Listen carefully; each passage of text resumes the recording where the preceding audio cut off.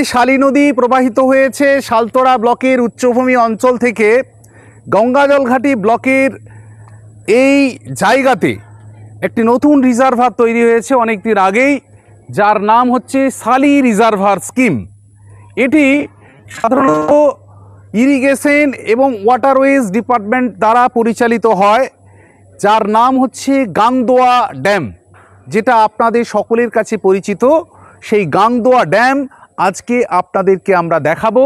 তার যে সাইনবোর্ড, যে ইরিগেশন অ্যান্ড ওয়াটারওয়েজ ডিপার্টমেন্ট এটা পরিচালিত করে, এই রিজার্ভার থেকে জল সোনামুখী, পাত্রসায়ের, গঙ্গাজলঘাটি থেকে শুরু করে একাধিক ব্লকে ক্যানেল সিস্টেমের মাধ্যমে এই জল সেচের কাজে কিন্তু ব্যবহার করা হয়। এই গাংদোয়া ড্যামের পাশেই অবস্থান করছে গাংদোয়া ইকো পার্ক, যেটা আপনারা এই ড্যামের পাশেই অবস্থান করতে দেখতে পাবেন। গাংদোয়া রিজার্ভারটা আপনাদেরকে দেখানোর আমরা চেষ্টা করছি।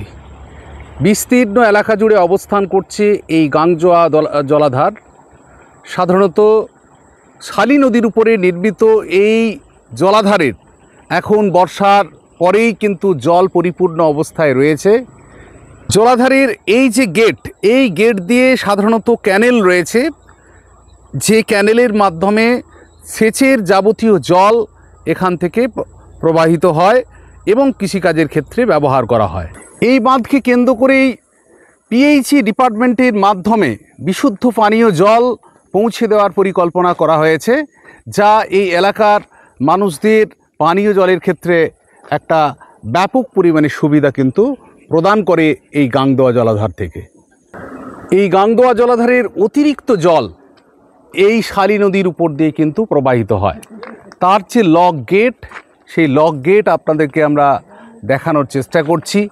এই লক গেটের মাধ্যমে অতিরিক্ত জল এখান থেকে প্রবাহিত হয় এবং নদীপথের মাধ্যমে বাহিত হয়ে একেবারে এই নদী দামোদরে গিয়ে পতিত হয়েছে। সাধারণত ইন্দাস ব্লকের শমশার যে অঞ্চল রয়েছে, সেই শমশারে গিয়ে কিন্তু পতিত হয়েছে। লক গেটের যে রুম, সেই রুম আমরা এখানে লক্ষ্য করতে পাচ্ছি। অতিরিক্ত জল এই পথেই কিন্তু নদীপথে বাহিত হয়।